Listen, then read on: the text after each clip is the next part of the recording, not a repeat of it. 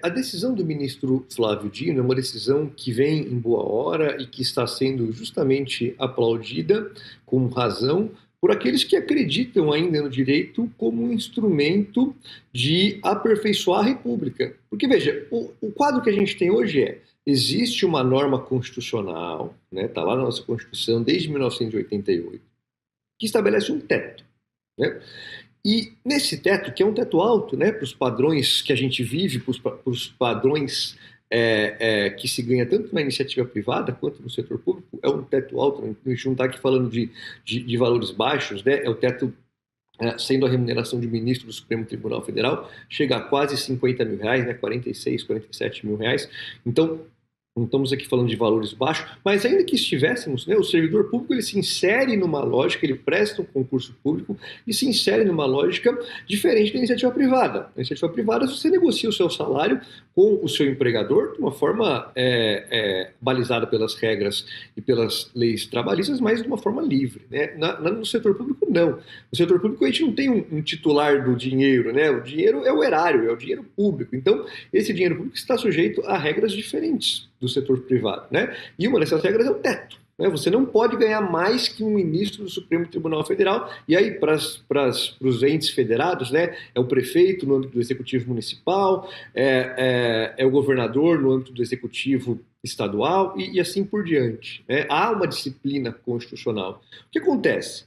Isso que o ministro Flávio Dino chamou de império dos penduricalhos é essa situação institucionalizada, tristemente institucionalizada, em que, para se burlar esse teto, vão se criando verbas indenizatórias que não são indenizatórias, que são de conteúdo remuneratório, mas que são travestidas de verba indenizatória. Aí tem o primeiro problema. Qual é o primeiro problema? Você está burlando, né, deliberadamente uma norma constitucional. E isso vai, né, sendo levado, vai sendo judicializado, e há uma série de precedentes em que o Supremo Tribunal Federal deve intervir, caso a caso, dizendo não pode fazer isso, não pode fazer isso, deve se respeitar o teto. Então esse é um problema de profusão de casos que vão tendo que ser encarados individualmente pelo Supremo, até que o ministro Dino suspendeu para todos, justamente diante dessa profusão de casos.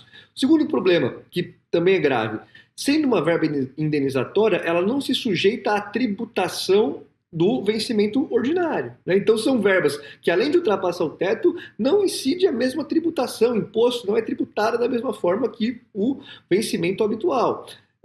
Então, isso gera um cenário de profunda desigualdade, né, entre a iniciativa privada e o setor público, e de absoluta injustiça que provoca com que os orçamentos de tribunais, para a gente ficar aqui no âmbito do judiciário, né, tenham que ser escalados de uma forma, né, que boa parte dos seus recursos vai para pagar folha de pagamento. Né? Então, os servidores, que sim, devem ser remunerados justamente, mas não pode a gente viver isso que o ministro chamou de império de penduricalhos, né? De, por uma burla a uma norma constitucional, a gente ter despesas extraordinárias com folha de pagamento que não se sustentam a longo prazo. Então, acho que essa decisão do ministro Flávio Dino vem em boa hora e enfrenta de uma forma republicana o tema, porque também não é uma decisão radical que suspende ad eterno a questão dos penduricários, né? Mas ela disciplina. Por quê? Na decisão do ministro fica claro, né? Em 2024 teve uma emenda constitucional que determinou que as verbas indenizatórias devem ser disciplinadas por lei estabelecida pelo Congresso Nacional.